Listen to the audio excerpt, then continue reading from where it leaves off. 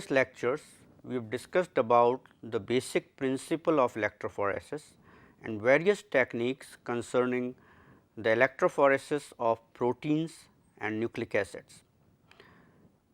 Today, in this lecture, we are going to discuss about two more techniques. One is immunoelectrophoresis and another is the capillary electrophoresis. So, we will discuss immunoelectrophoresis first. Now, immunoelectrophoresis is a technique for studying antibody and antigen, particularly their interactions, where the specificity of immunoprecipitin reactions are combined with separation of molecules by electrophoresis. So, this technique allows you to see the interaction or to identify the antigen if the antibodies are available. Now, before we go into the technique of immunoelectrophoresis, certain basic things needs to be understood. Like we were talking about immunoprecipitin reactions. Now, what are these precipitin reactions? So, let us understand this. Now, precipitin reactions, supposing if increasing amount of an antigen, say human serum albumin or some other protein is mixed with a suitable fixed amount of antibody solution, say rabbit anti-human serum albumin or for that matter against any particular antigen, what will happen initially the amount of antibody antigen precipitate increases as you increase the antigen concentration. Now, as you are adding, what is happening is one thing has to be understood is many times there are two sides on the same antigen where the antibody can bind. It means you have more than one antigenic determinant. So, for example, there are a lot of repetitions or certain proteins, membrane proteins or receptors which are present. There are specific repeating features which are present, which can act as antigenic determinants. So, when antigen interacts with the antibody, antibody can bind to two antigen molecules. And what will happen is if there is certain concentrations of antibody antigen at particularly at equivalence, then they form a large lattice sort of structure which leads to visible precipitation. It means that the structure becomes so large that you can see it as a precipitate. I will show you that, and that precipitate is called precipitin.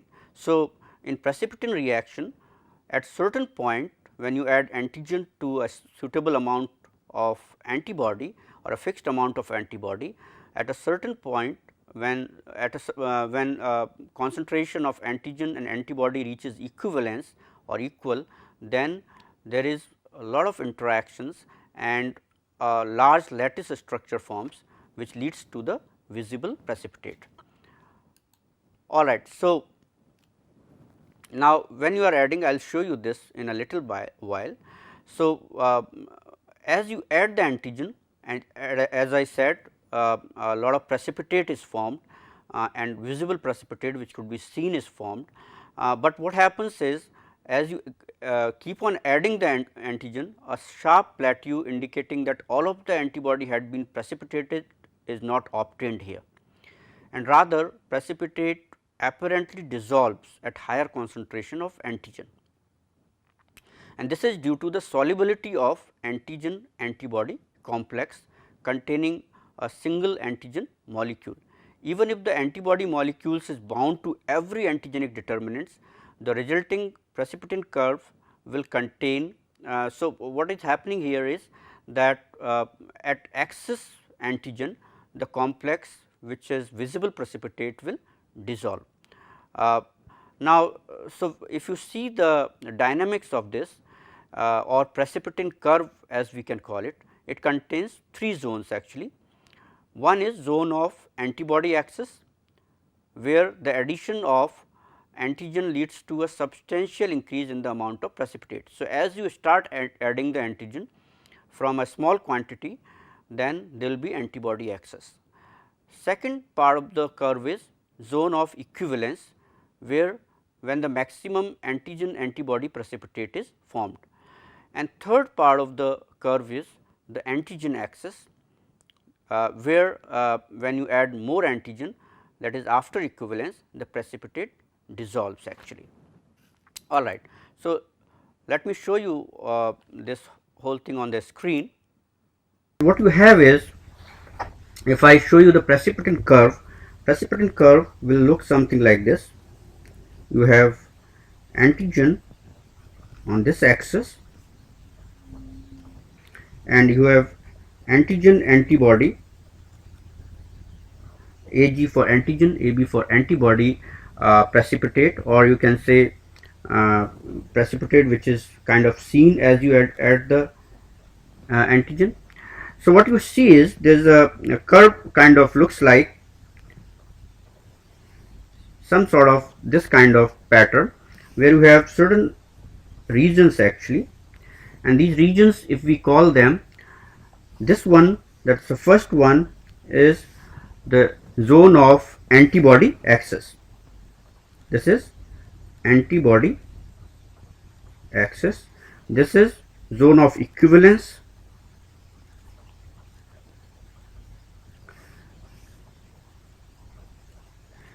and here when you have added sufficient quantity of antigen, then it is zone of antigen axis. So, what does that this means actually?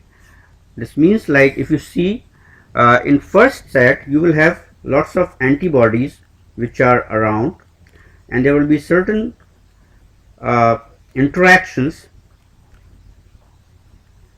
but and as you are increasing this there will be antibody axis, but as you increase the antigen there will be some precipitate will be seen, and on increasing concentration of antigen visible precipitate will be more.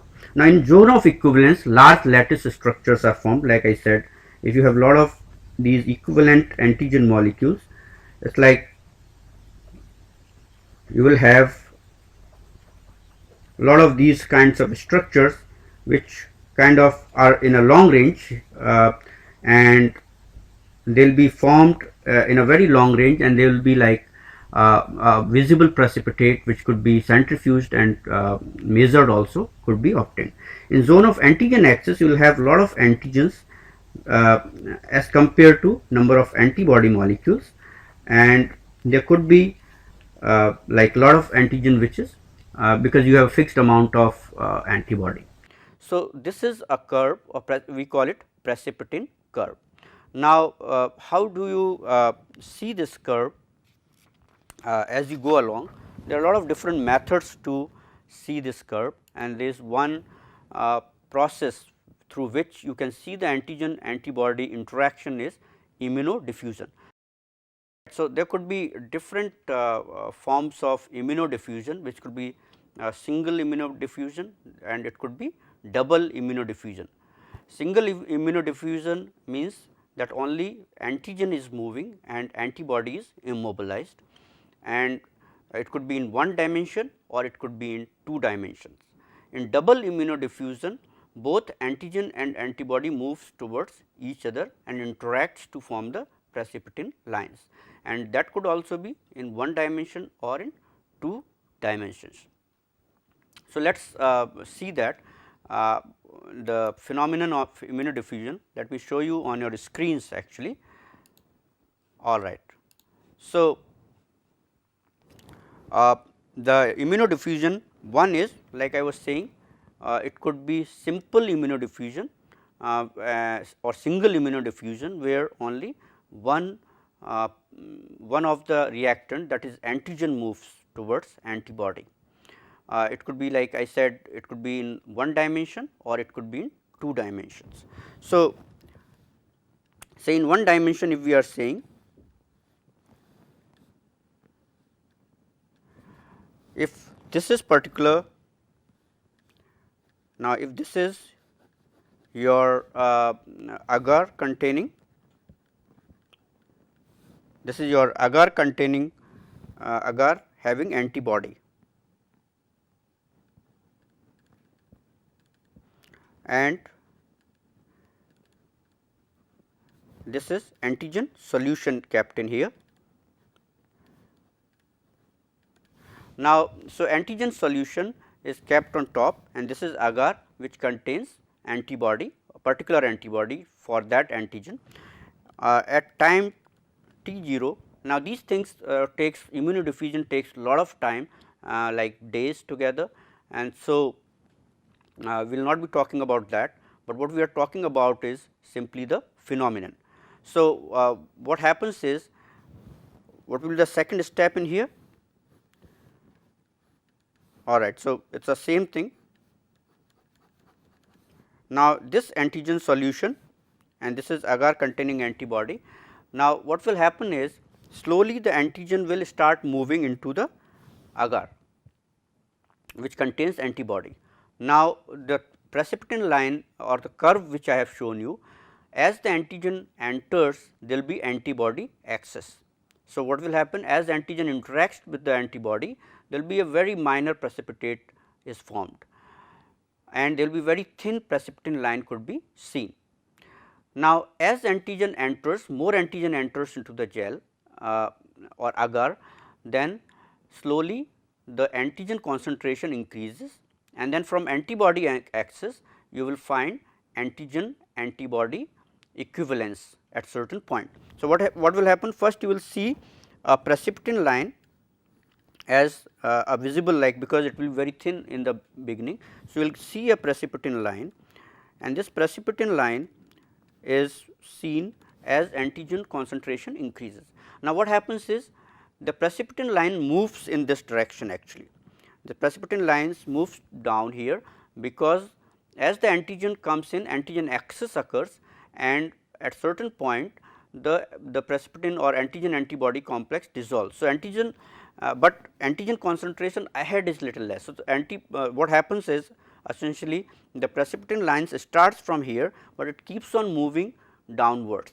So, what you will get is finally at certain period of time you will see that the anti-precipitin line has moved quite far depending on the antigen concentration, because after some time antigen will be done and so precipitin line will move to a certain extent. So, you can see this at say time 1 at 3 different times, say and this is in days actually. You will see that precipitin line is formed and then it moves down and at certain point it stabilizes, and that depends on the concentration of antigen. So, that is how a precipitin lines can be formed and can be seen in single dimension. Now, this thing simple immunodiffusion can be in 2 dimension also. Now, how does it happens in 2 dimensions? Now, what is done is in 2 dimensions, this is done on a very simple microscopic slide actually. Now, here what you do is you punch different you can say holes or slots for loading the antigen solution. So, these are the wells which are being cut, these are wells actually, and these wells have been cut in here for putting in the antigen solution. Now, here different concentration of say 50, 100, 150, 200, increasing concentration of antigen is loaded in here just to see the effect here. So, what we will see is that there will be radial diffusion in all directions in all the wells once you have loaded the sample. So, it will but it is in simple diffusion since only antigen is moving and this agar this antibody is contained in agar actually. So, antibody with agar is put in here. Now,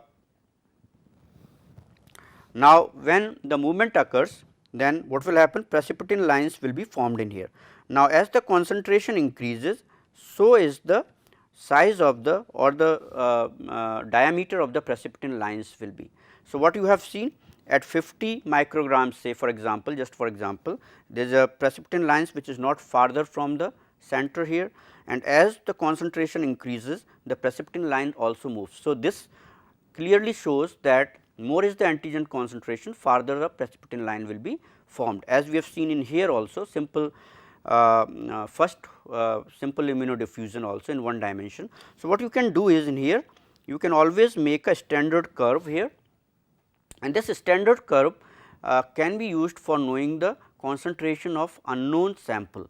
So, this is simple immunodiffusion and you can get precipitin lines which can be visualized. Alright. So, this was simple or single immunodiffusion. Now, same thing can happen with double immunodiffusion. Let us see how double immunodiffusion will occur. In double immunodiffusion, what you are going to see is that rather than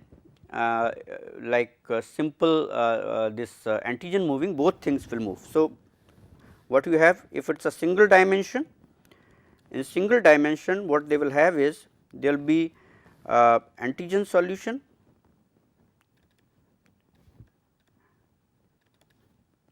and then there will be agar which does not contain anything, and there will be agar containing antibody. So, antibody in agar. So, here what will happen, here this is not immobilized antibody, with the antibody in here is not immobilized. So, what will happen, antibody will move towards this side and antigen will move in towards the antibody and antibody will move towards the antigen. So, what is going to happen now, that as it moves, as both things move towards each other, you will get, and as we have seen, you will get lot of precipitin lines depending on. So, these are what you call precipitin lines. Now, you will see one precipitin line if there is only single antigen and antisera for that. You will see multiple precipitin lines if it is a complex mixture of antigen and corresponding antibodies are available in that antiserum. So, this is double immunodiffusion, that is in single dimension. Now, this could also be in, like I said, two dimensions.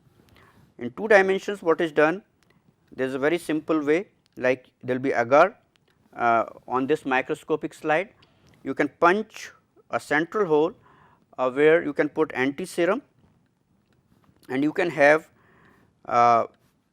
slots for placing antigen, and these antigens could be in different concentration. Now, depending on the concentration, like I said, more is the concentration of antigen, farther will be the precipitin lines. Accordingly, you will get a pattern which will be seen in here, that is precipitin lines will be seen as per the concentration, and this is double immunodiffusion. Here antigen, like these are moving in all directions, likewise antibody is also moving in all directions, and at certain point they will be in equivalence and where they will form a visible precipitin lines. So, that is the double immunodiffusion. Now, there is another important part of this double immunodiffusion is that how does they look like there are like reaction of identity or partial identity or non-identity are very important. For example, if you have same antigenic determinants, what happens if there are partial resemblance in antigenic determinant or there are no resemblance in antigenic determinant. So, let us see what is that. Now, everything is same, like you have a plate, microscopic plate, you have a agar containing things. So, what is done is to see this particular phenomena, that is reaction of identity. One is that you have, like I said, like here it is antigen and there it is antibody, that is anti AB. Now, see here both have same antigenic determinant AB AB. So, what will happen, this is reaction of identity, and how does this particular precipitin line will look like, that what we are interested in. So, precipitin lines in this case will kind of merge actually, that is the precipitin line of interaction between these two and precipitin line of the interaction between the both wells, they will merge with each other and so this is called reaction of identity, where you have identical antigenic determinants.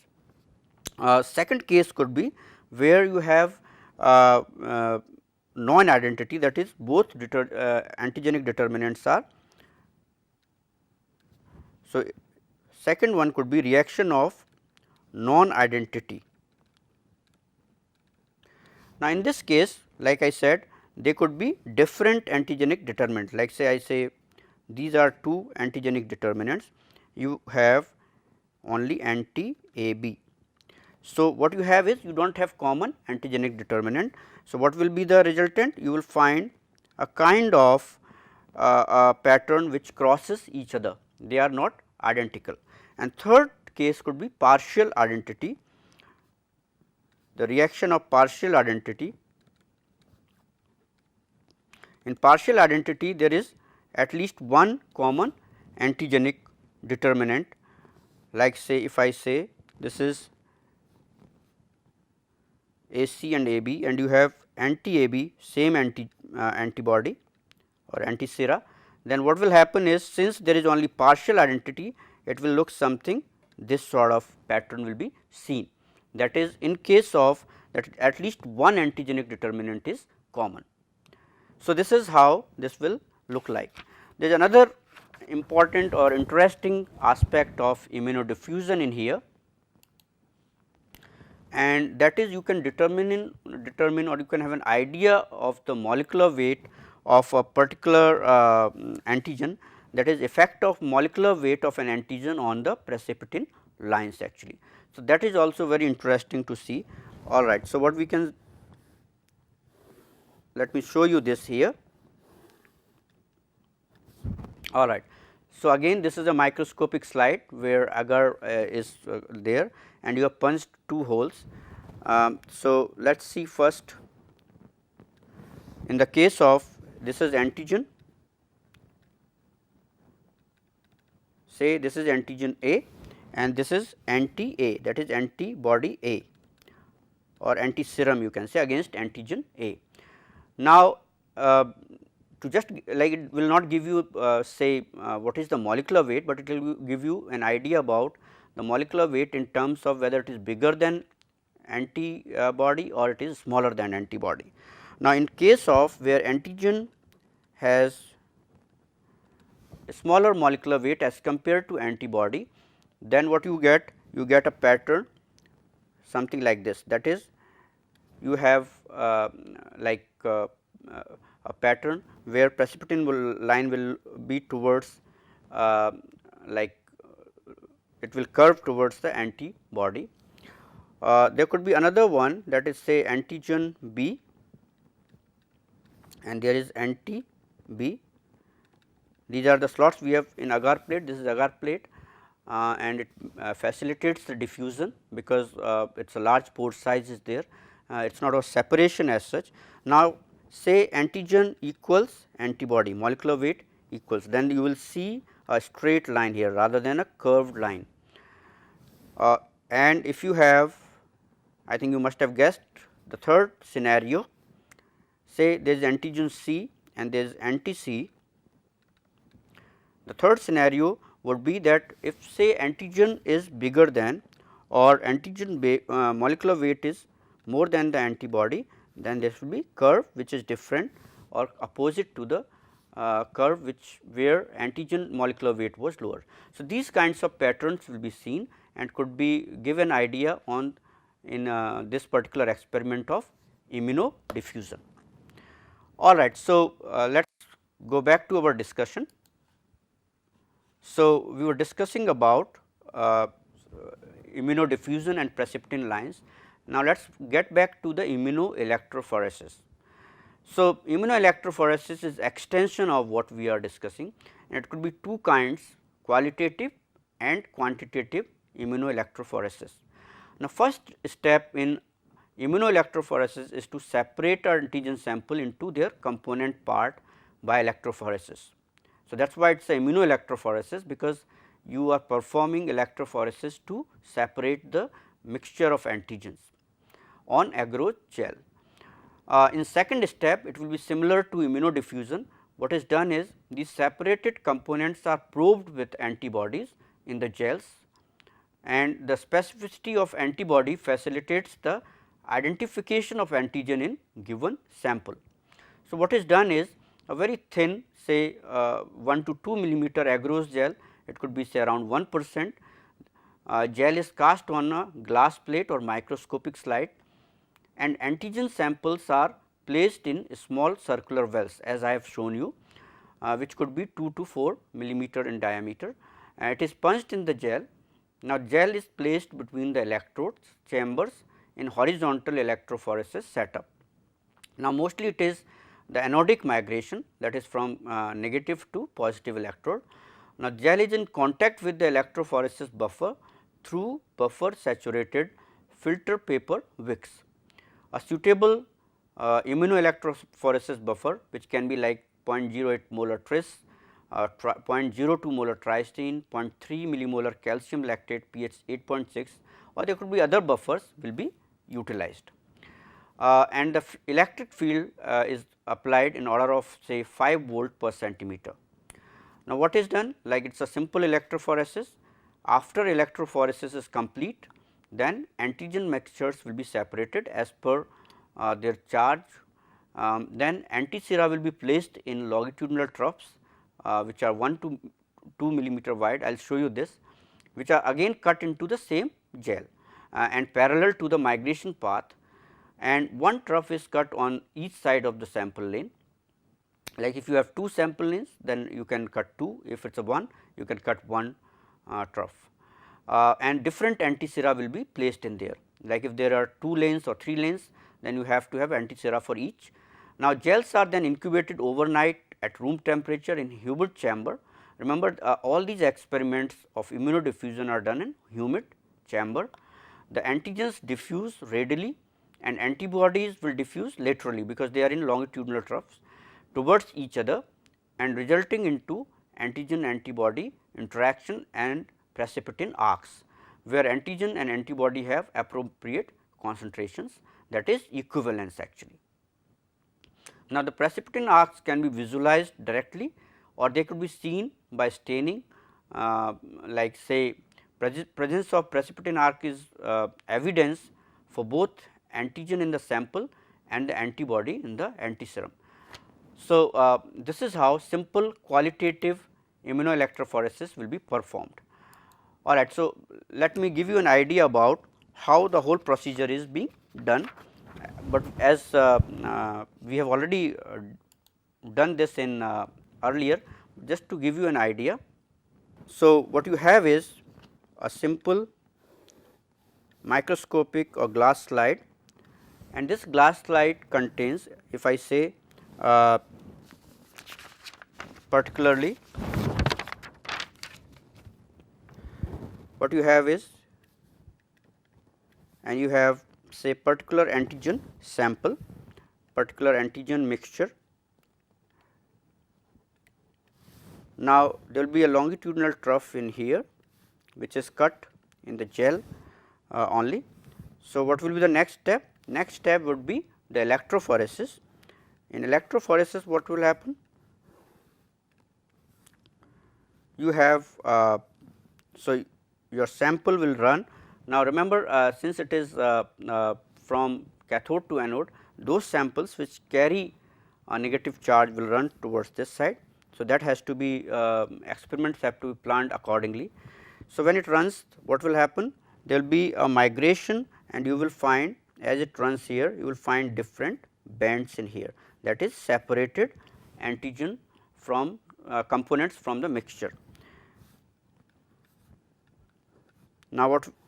So, once you have run the electrophoresis, as we have discussed, the next step would be to fill this. So, next step would be, so what you have is, you have these components from antigen mixture, and you have what you will fill in antisera for that particular or antibody solution for that particular antigen, and this contains antibodies for each of these samples, or for one sample, like say you are looking for to identify certain sample, then it might contain antibody for that. So, what will happen now? There will be lateral diffusion like I said from this well, and there will be radial diffusion from these in all directions. So, what resultant would be? You will find after some time, like say incubating overnight, you will find them. So, what you have is you have these kinds of patterns or and you have antisera here. What you will find is you will find the precipitin lines for this samples actually after incubating overnight. So, you will be able to if it is to identification, then you will be able to identify, because you will find only precipitin line for that particular antigen sample you are looking for. So, this is a very simple qualitative immunoelectrophoresis. All right. So, that is how you can perform immunoelectrophoresis and could identify or you could analyze the particular antigen. There could be quantitative immunoelectrophoresis also, 1 and 2 dimensional rocket immunoelectrophoresis. Now, the two major variations of this is 1 and 2 dimensional rocket electrophoresis or immunoelectrophoresis, and the name rocket is due to the rocket shaped precipitin patterns formed following antigen antibody reaction. Now, height of the precipitin peaks are roughly proportional to the concentration of antigen in the sample, and therefore, these methods can be considered as quantitative immunoelectrophoresis. In rocket immunoelectrophoresis, antigens are subjected to electrophoresis as we have shown you in agarose gels containing suitable antibodies, and the pH of the electrophoresis buffer is chosen so that it is near to the pi of the antibody molecule. So, that antibody remains immobilized in the agar or during the electrophoresis. Now, for one dimension rocket immunoelectrophoresis, antigen samples are loaded in the well punched in antibody containing gels before starting the electrophoresis, and what you will get is you will get rocket shaped precipitin peaks where antigen and antibody meet at equivalence. Now, the concentration of specific antigen can be determined by comparing rocket height of test samples with those formed by known standards.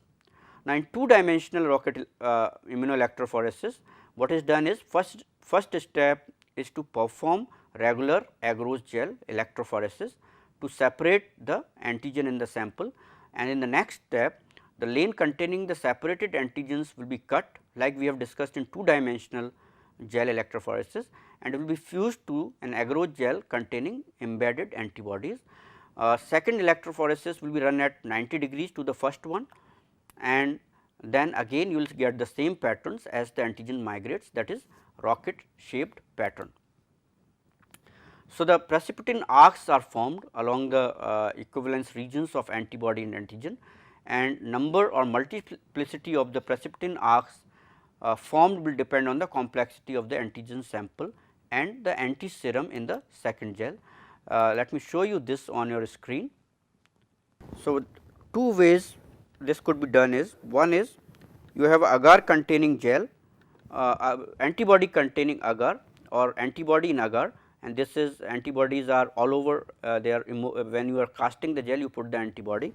Now, what you do is you punch holes in here or slots for loading your sample and unknown, and as you run the electrophoresis in one dimension, then you will what you will get is, say we have loaded the unknown in a particular concentration, say 5, 10, 15, 20 or so. So, what you will get accordingly the antigen concentrations you will get rocket shaped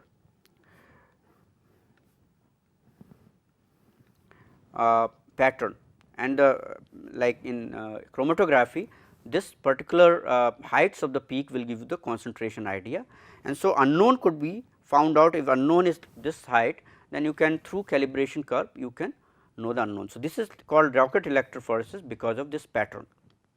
Now, in 2 dimensional rocket electrophoresis, what is done is that first it has been done in this direction electrophoresis, that is you have separated these components here rather than punching hole, and this whole thing has been fused into this next gel and which contains the antibody.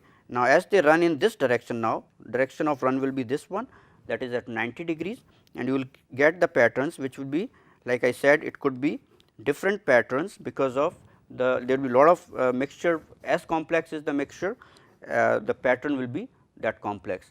So, 2-dimensional rocket immunoelectrophoresis could be performed, or it could be 1-dimensional immunoelectrophoresis. Both ways it could be performed.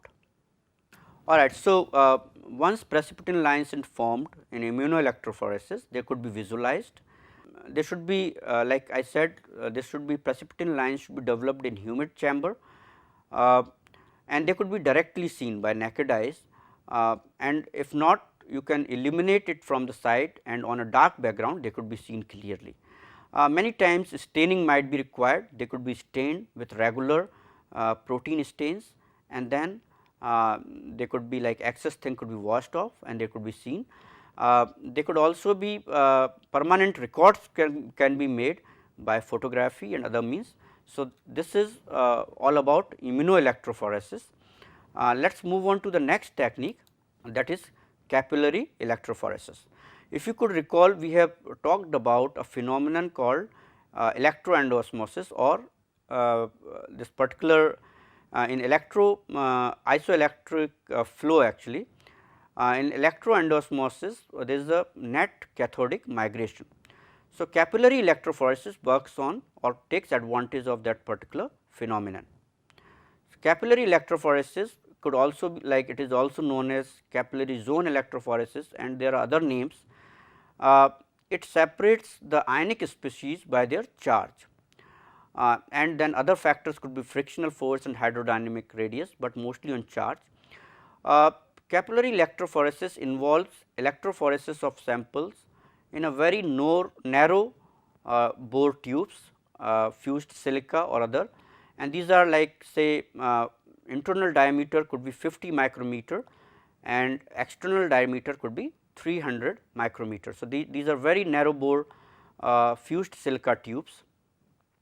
Now, one advantage of using this capillaries is that they reduce the problems resulting from heating effects. So, because this particular surface to volume ratio is there is a large surface to volume ratio, and heat could be dissipated easily. Now, but it does not mean you can keep any length to do that.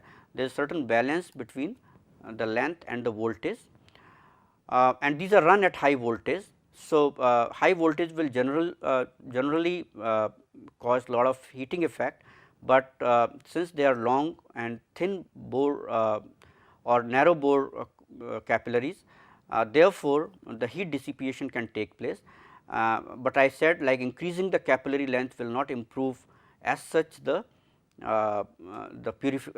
separation here. Now, types of molecules that can be separated, there can be different kinds of molecules can be separated by capillary electrophoresis. They can range from say protein, peptides, amino acid, nucleic acid, inorganic or organic molecules, organic acids, and lot of other different kinds of molecules could be separated on capillary electrophoresis.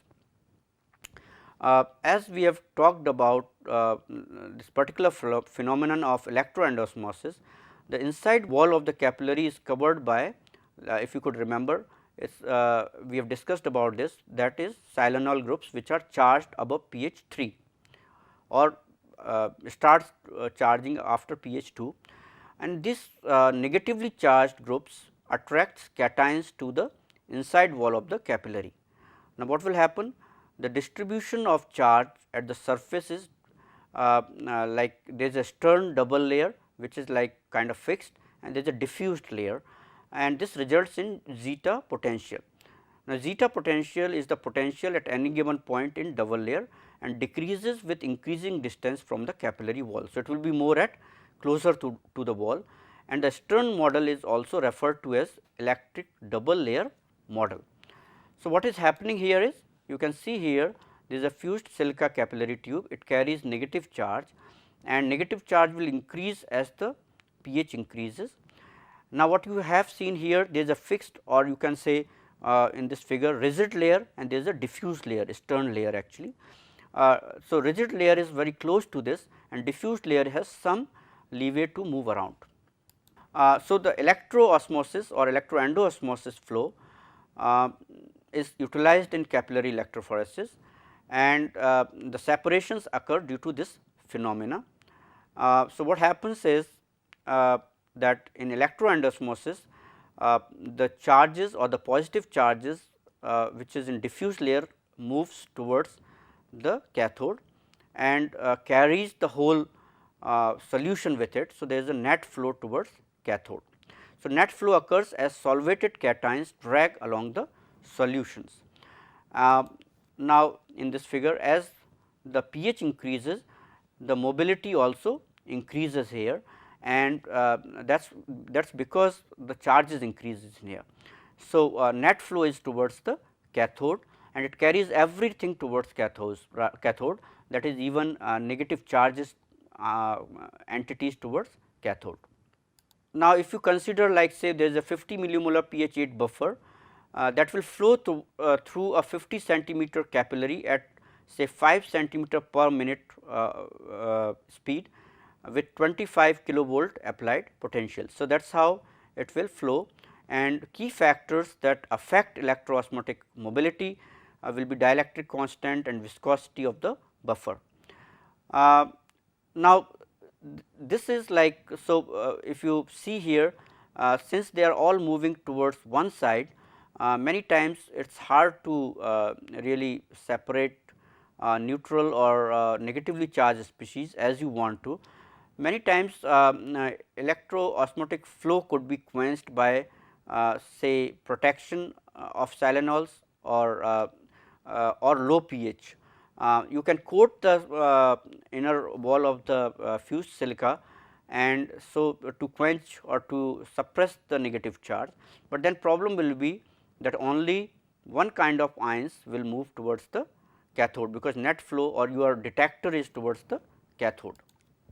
These equations here give you an idea about the electroosmotic mobility and which are dependent on dielectric constant of the buffer, zeta potential, viscosity, electric field, all these factors affect the mobility. Now, a typical capillary electrophoresis, a very simple schematic is shown in here in this figure. If you see here, there are two reservoirs and this is anode, this is cathode, this is anodic reservoir, this is cathodic reservoir here. The capillary tube is dipped in here anodic and cathodic and this it could be 10 to 100 micrometer inner diameter plus 20 to 100 centimeter length could be taken. There is a high voltage supply which could go up to say 50 kilovolt, but around 25 kilovolt is utilized. There is a detector at cathode side which can detect or which will be monitoring the whole run and in a recorder, data recorder, these things could be recorded and analyzed. So, this is a typical capillary electrophoresis setup and the sample is loaded towards the anodic side, we will see how. So, what has happened is systems like as we have seen main components are sample vial, source and destination vials, capillary, electrodes, a high voltage power supply, a detector and data output and handling devices. The source vial and destination vial which I have shown you, these are the source vial anodic one and the destination vial, they will like here these are filled and capillary also is filled with an electrolyte which is aqueous buffer solution. Now, to introduce the sample here, the capillary inlet, so what will be done is that anodic buffer chamber could be removed and the sample chamber or sample containing device, the say it could be a simple syringe type or a beaker could be put in here and sample could be loaded or introduced into the capillary by different ways like capillary action. It could be a pressure injection where you can through a syringe.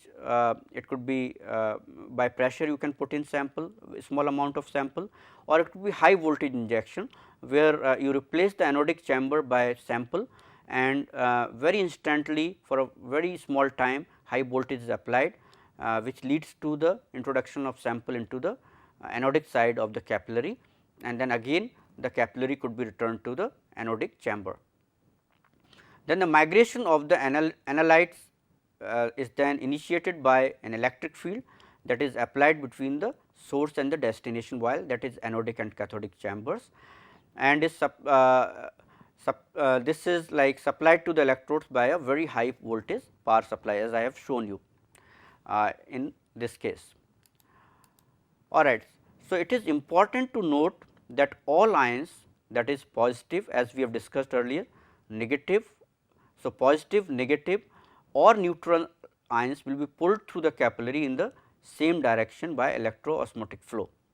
Now, the analytes separate as they migrate due to their electrophoretic mobility and are detected near the output end of the capillary, that is cathodic side.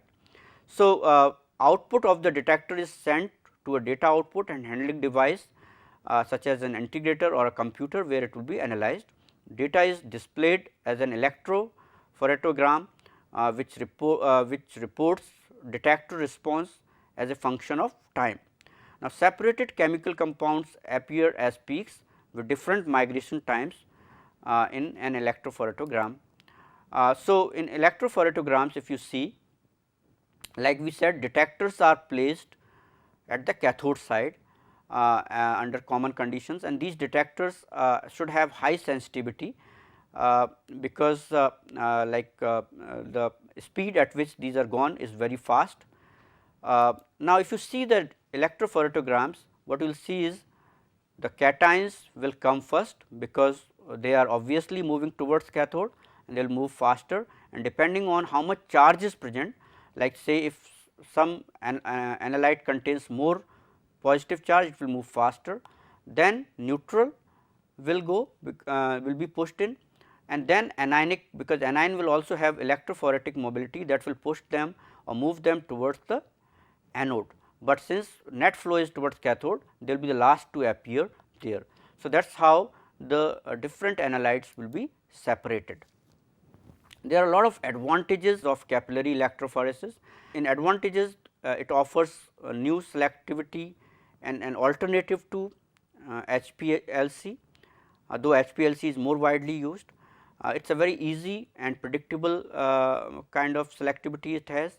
High separation efficiency, that is you have high theoretical plate number. There is a very small sample size is put in. Separations are very fast, like say 30 to 40 minutes or maybe less. It is automated, it could be quantitative also.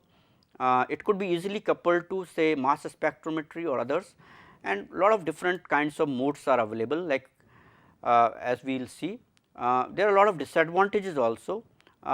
It cannot be preparative, like you cannot do very large scale preparations or separations. Low concentration and large volumes are very difficult to do. Then there are problems of sticky compounds, like for example, certain proteins might stick to the negative charges, positively charged, and there could be streaking of the protein and you will not get a sharp peak. There might be certain species which are hard to dissolve. Reproducibility is another problem. It is very hard to get many times reproducible results. So, these are certain disadvantages, but there are many advantages to use capillary electrophoresis. There could be many modes of capillary electrophoresis, like say there could be capillary zone electrophoresis, where in free solutions you are doing, or free buffer you are the experiment is being done. There could be capillary gel electrophoresis, where a particular matrix material is loaded or matrix material is packed in these columns. Again, it is very hard to do it by oneself. It is like commercially available columns are available. These are commercially available columns, and they can it is like by different strategy the gel is put in there. isoelectric focusing mode could be available, and for neutral molecules there is a micellar electrokinetic capillary electrophoresis or chromatography we call it, where a detergent could be used and a neutral molecule could partition when these micelle formation of detergent at certain concentration takes place. So, these are different modes where could be utilized in capillary electrophoresis for different applications.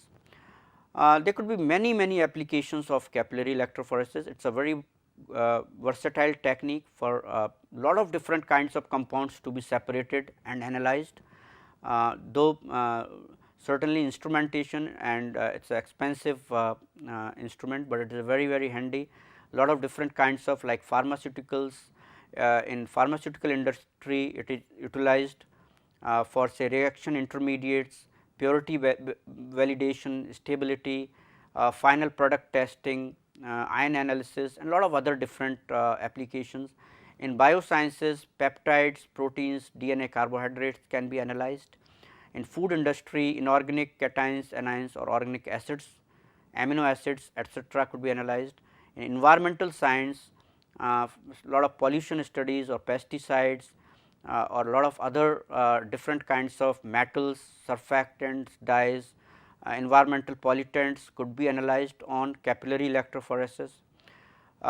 Then forensic science like say drugs of abuse, explosives, gunpowders and other things could be utilized in could be analyzed in capillary electrophoresis.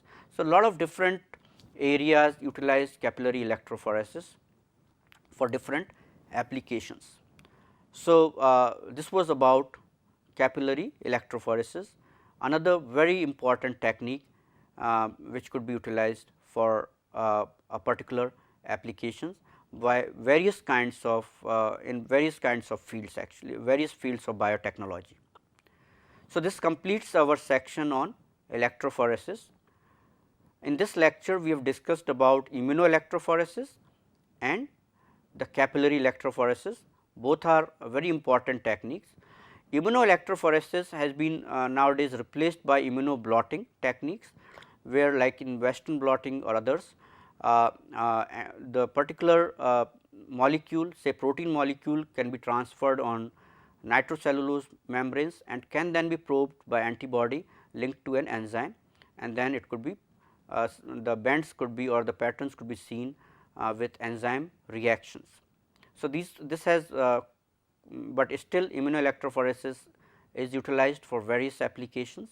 Likewise, capillary electrophoresis is very good, very simple to use automated technique for various applications. In the next lecture, we will start a new topic which is also very important, that is centrifugation techniques. Thank you.